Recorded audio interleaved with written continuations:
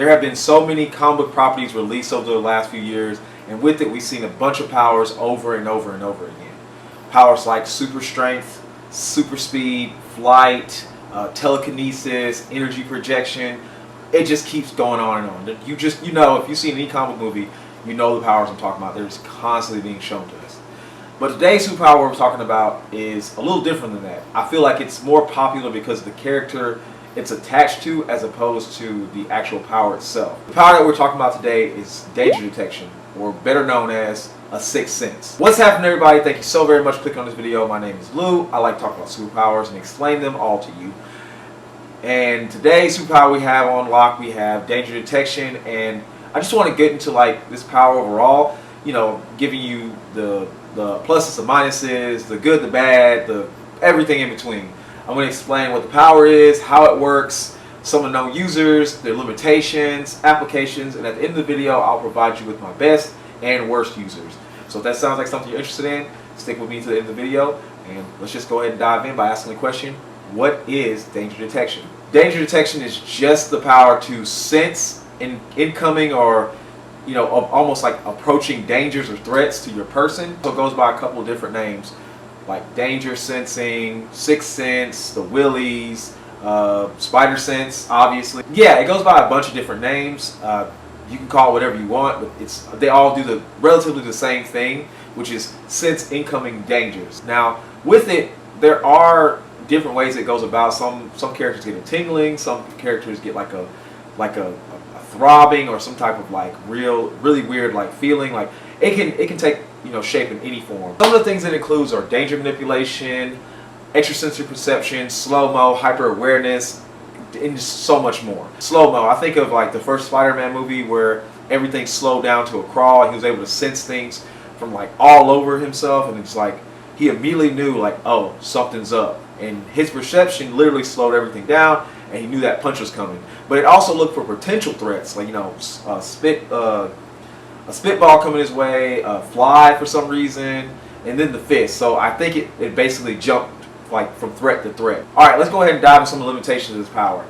Now, with this power, you do have its limitations. Now, it's still a cool power, but there's gonna be some things I'm gonna mention that are probably gonna annoy or just like, well, I kind of feel like this sucks. One of the first limitations I saw was that you will be constantly annoyed by these pings or, you know, these tingles or whatever.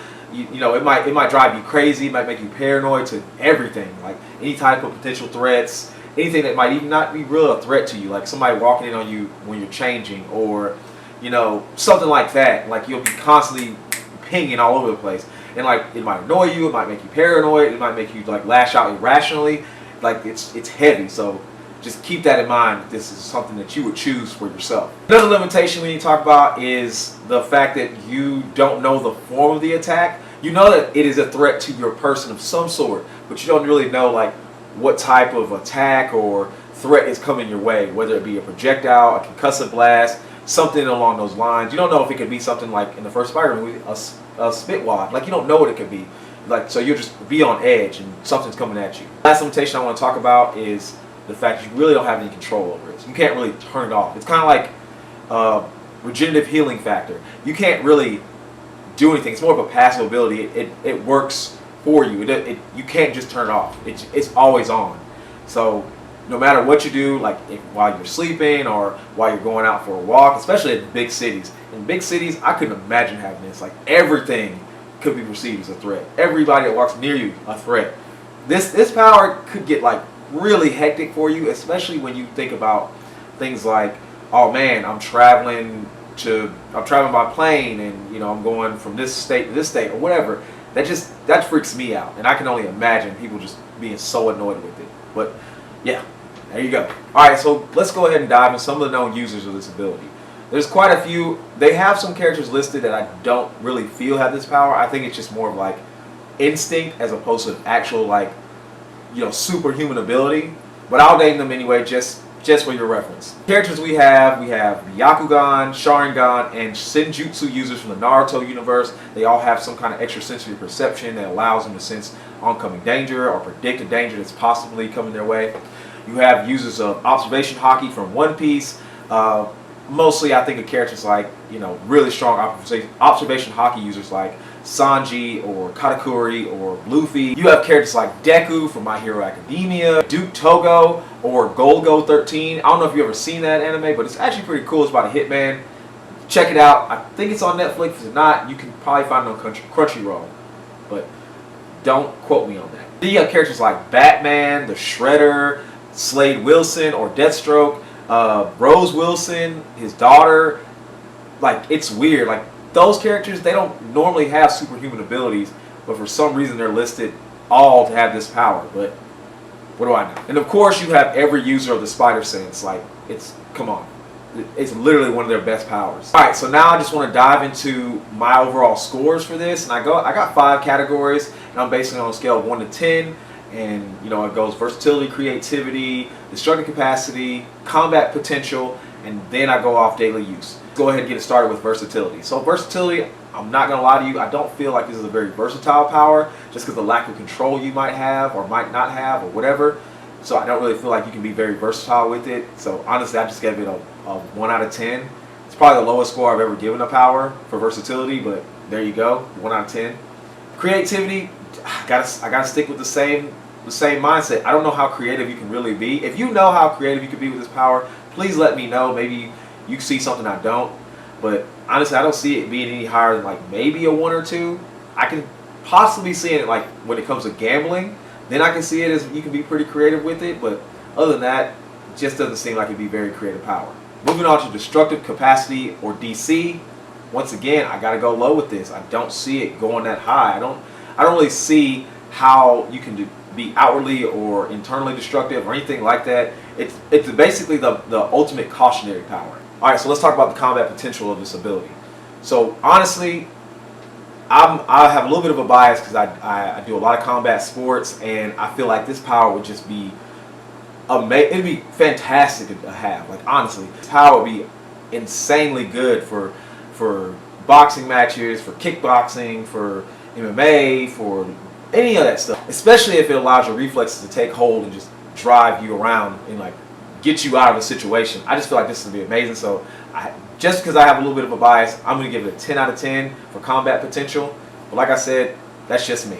And lastly, but certainly not least, we're going to go right into daily use of this ability. Once again, I got to go high. I just don't see this power getting low for me when it comes to like at least these last 2 categories. I feel like with my lifestyle and the hobbies I've chosen to like take up, I couldn't see not using this on a daily basis. I couldn't picture myself being like, nah, I really wish I could just like turn it off or take something and immediately get rid of it. No, I just can't. I can't. So for me, it's going to be a 10 out of 10 for daily use. I would always use this ability. I know it's annoying, but it just seems like something I would love to use. All right, let's go ahead and jump to the gold and bronze medalists for the superpower. I'm just not going to beat around the bush. Honestly, for me, Spider-Man's probably going to be a bronze medalist for me today because, I don't know, he doesn't have as much control of his spider sense as I would like to have for myself. Like, honestly, I couldn't see myself really wanting to have his version of this power, if that makes any sense. Because if you think about it, his is always going off like for everything. He's like, I can see his going off for like that fly or the spit wad, or you know, his aunt walking in on him like while he's changing into his outfit. I mean, like those constant pings and like buzzing in his head, I feel like that would get annoying. And I know he's probably annoyed with it most time. I mean, it's great superpower, especially it gets him out of a lot of situations with like stronger opponents.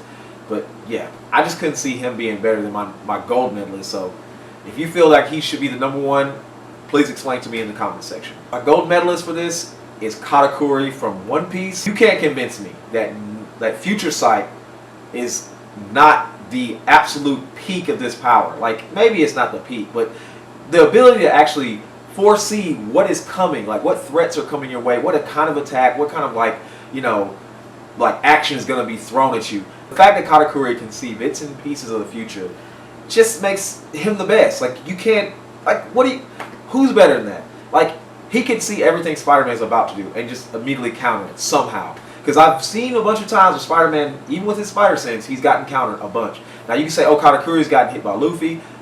Calm Katakuri would not be folded by Luffy. Like, he was dodging all those punches and just letting them flow through him. Thank you so very much for sticking around to the very end of this video. I do appreciate you for your time. If you wouldn't mind just leaving a like and a comment, as well as subscribing to this channel, I would greatly appreciate it. Yeah, just please let me know in the comment section if you feel differently about my gold and bronze medalists, or maybe my scores overall, or maybe you feel like this power has way more value than I gave it. In any case, I look forward to hearing from you. With that being said, thank you so very much again. Peace.